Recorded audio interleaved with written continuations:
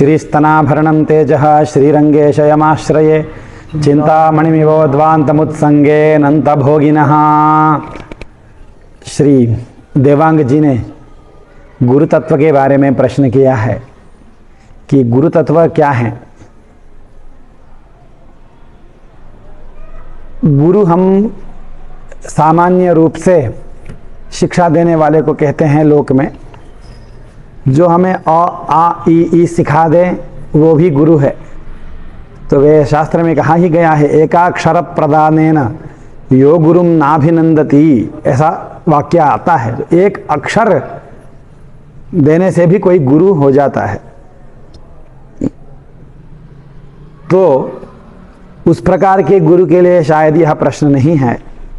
गुरु तत्व के बारे में जब जिज्ञासा कर रहे हैं तो संभवतः ये आध्यात्मिक गुरु को लेके प्रश्न कर रहे हैं, जिन गुरु के आश्रयण से हम इस भवसागर से मुक्त हो जाते हैं, और जिन गुरु के संबंध जब तक न हो तब तक हमें संसार में घूमते रहना पड़ता है, जिसका संबंध ही उत्तारक हो और जिससे असंबंध ही नाशक हो, ऐसे गुरु के बारे में प्रश्न है। गुरु कर्णधारम, जो भगवान ने गुरु को कर्णधार के रूप में बताया है।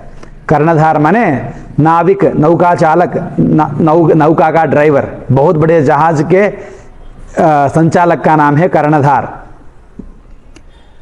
तो वो क्या करता है, समुद्र पार कराता है जहाज का चालक। उसी प्रकार गुरु क्या करते हैं, भवसागर से पार कराते हैं। तो उस गुरु के बारे में शायद यह प्रश्न है।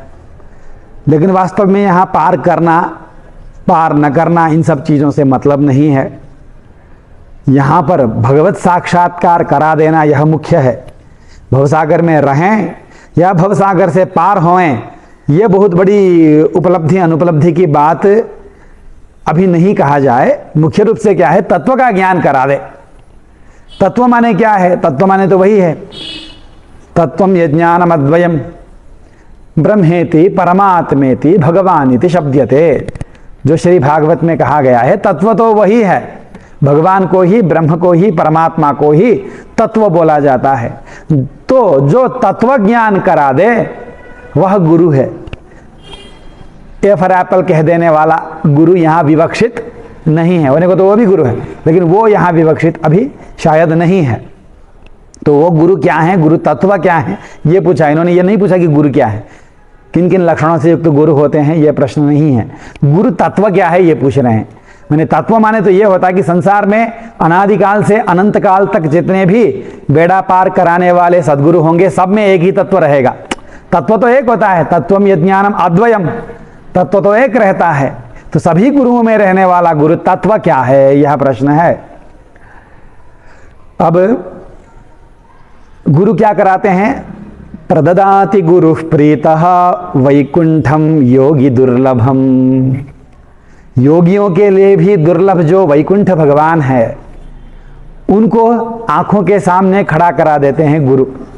गुरु की यह महिमा है, यही महिमा है, बाकी महिमा नहीं है गुरु की। पीठ दर्द कर रहा है, ठीक करा दें। संतान नहीं हो रहे, संतान के लिए आशीर्वाद दे दें। पुत्री का विवाह नहीं हो रहा है, सो आशीर्वाद दे दें। ये गुरु का कृत्य नहीं है। गुरु का कृत्य है कि भगवान को आंखों के सामने लाके खड़ा दे, संसार से वैराग्य उत्पन्न करा दें। यह गुरु है, ये गुरु का कृत्य है। अब भगवान का साक्षात्कार गुरु करावें तो ये बात बनती है नहीं। क्यों नहीं बनती है? क्योंकि भगवत तत्व क्या है, वह धामना स्वेन सदा निरस्त कुहकम स्वप्रकाश तत्व है। वो अपने आप से प्रकाशित होने वाला तत्व है। जो तत्व अपने आप से प्रकाशित होता है वह किसी दूसरे वस्तु की अपेक्षा नहीं रखता। सूरज को देखने के लिए जिस प्रकार टॉर्च लाइट की अपेक्षा नहीं है, मैं टॉर्च से सूरज को देखूं, ऐसा कोई प्रयत्न करता है, ऐसा कोई समझता है, तो क्या है, मूर्ख ही है। इसी प्रकार भगवत तत्व को भी, भगवान को भी मैं किसी दूसरे की अपेक्षा से देखूं, ऐसा कुछ कोई समझता है तो वह भी मूर्ख ही है। फिर भगवान को गुरु दिखा देते हैं, ये क्या मतलब हुआ फिर? भगवान स्वप्रकाश तत्व है। अपने आप से भगवान प्रकट होते हैं, तो उस भगवान को गुरु नाम के तत्व, गुरु नामक दीप उसको प्रकाशित करा देता है। माने या तो भगवान स्वप्रकाश नहीं, या तो गुरु भगवान को नहीं दिखाते हैं, दोनों में से एक बात तो मानना पड़ेगा। तो कौन है? स्वप्रकाश तत्व को अपने आप ही वो अभिव्यक्त करे, तब जाके उसका दर्शन है। सूरज को देखने का उपाय सूर्य का ज्ञाता नहीं होता, सूर्य का उगना ही सूरज को देखने का उपाय है। जब तक सूर्योदय नहीं हो, कितना भी सूर्यमंडल का, सौरमंडल का ज्ञाता हो, उसके उपदेश से, उसके कहने से सूरज का साक्षात्कार नहीं होता, जब तक सूर्योदय नहीं हो। सूर्योदय हो जाए तो वो बोले न बोले, उससे कोई मतलब है नहीं। इसी प्रकार भगवत तत्व का साक्षात्कार कब होता है? यमे वैश वृणुते तेन लभ्यः, जब वह वर्ण करेगा तब उसको भगवत लाभ होगा। श्रुति एकदम चैलेंज के साथ कह रही है, नायमात्मा प्रवचने न लभ्यः न मेधया न बहुना श्रुतेन। बहुत सुन लो, भगवान नहीं मिलने वाले। सुनेंगे किससे? गुरु से। गुरु के जाके चरणों में खूब रगड़ाई कर लो, भगवान मिलेंगे नहीं, ये श्रुति कह रही है। हम बोल रहे हैं कि गुरु से ही भगवान की प्राप्ति होती है। अब क्या है तत्व? तो गुरु तत्व क्या है, इसी में यहां बोलना पड़ेगा। अब गुरु तत्व यह है, भगवान ने कहा है गुरु को दूसरा मत मानो। क्या है गुरु? जिस प्रकार श्री भगवान राम से भक्ति करने वाले बहुत सारे ऋषि हुए कि नहीं हुए? दंडकारण्य में खूब ऋषि रहे, सबने चाहा भगवान राम को आलिंगन कर लें। सीता जी का जो सौभाग्य है वही भाग्य हमको भी मिले। श्री भगवान के श्री रूप माधुरी को देख के बरबस अपने स्वरूप को भूल गए ऋषिजन। उनको लगा कि हम भी इन महानायक के नायिकाएं बन पाएं, लगा। लेकिन उस समय जाके लिपट सकते थे क्या ऋषि भगवान राम से? ना। वहां मर्यादा, पुरुषोत्तम की मर्यादा आड़े आ रही थी। वो पूरी कब हुई? जब वो कृष्ण बने। तो कोई भी लिपट लो, पूतना से लेकर के कोई भी लिपट लो उनसे। भगवान श्री कृष्ण आए तो जो कृपा कृष्ण रूप में है, जो कृपा, वही कृपा नरसिम्हा रूप में नहीं है। जो कृपा नरसिम्हा रूप में है वो कृपा दूसरे रूपों से नहीं है। तो भगवान अलग अलग रूपों में कृपा करते हैं, यह बात हमें मान लेनी चाहिए। अलग अलग रूपों में अलग अलग प्रकार की भगवान की कृपा है। यद्यपि भगवान सर्वत्रैव यगणित महामंगल गुणः, भगवान के हर श्री विग्रह में, हर स्वरूप में, हर अभिव्यक्ति में परिपूर्ण गुणों का उल्लास है।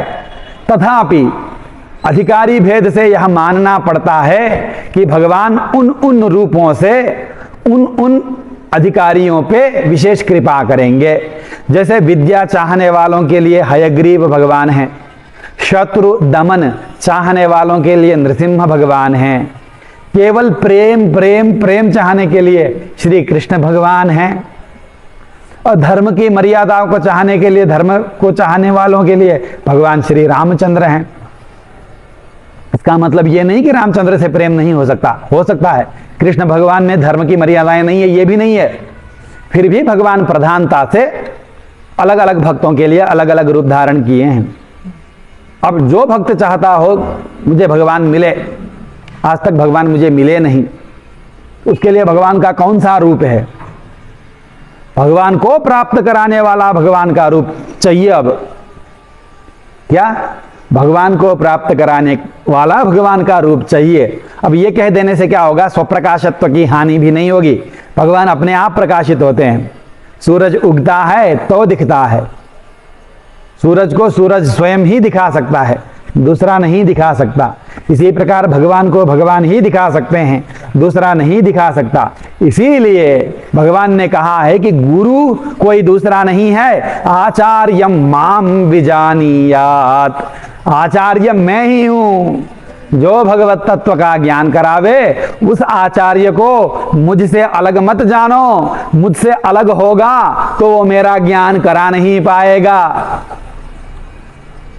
मेरे रूप का ही होगा, मैं ही हूंगा आचार्य के रूप में, तब वो आचार्य मेरा ज्ञान कराएगा। तभी तो बोला जाता है आचार्य देवो भव।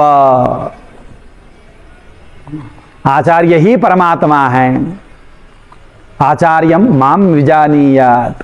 तो आचार्य भगवान का ऐसा अवतार है, गुरु नाम का अवतार, जो क्या करता है, वो यह काम करता है कि ऐसी कृपा कर देता है कि भगवान का लाभ, भगवान सामने आगे खड़े हो जाते हैं। हम जिस रूप को चाहे उस रूप में भगवान हमारे आंखों के सामने आके खड़ा हो जाता है। तो गुरु तत्व क्या है? तो दुनिया में अनादिकाल से लेकर अनंत काल तक जितने भी गुरु की अभिव्यक्ति हैं, गुरु लोग हुए हैं, सदगुरु प्रकट हुए हैं, उन सभी गुरुओं के अंदर विद्यमान गुरु तत्व कौन है? वो परमात्मा तत्व ही है। परमात्मा ही गुरु के रूप में वहां अभिव्यक्त हो रहा है। तो ये समझ लेना चाहिए। तो गुरु तत्व यही है। इतना ही कह के आज के प्रश्न का यही उपसंहार करते हैं। श्रीमते रामानुजाय नमः।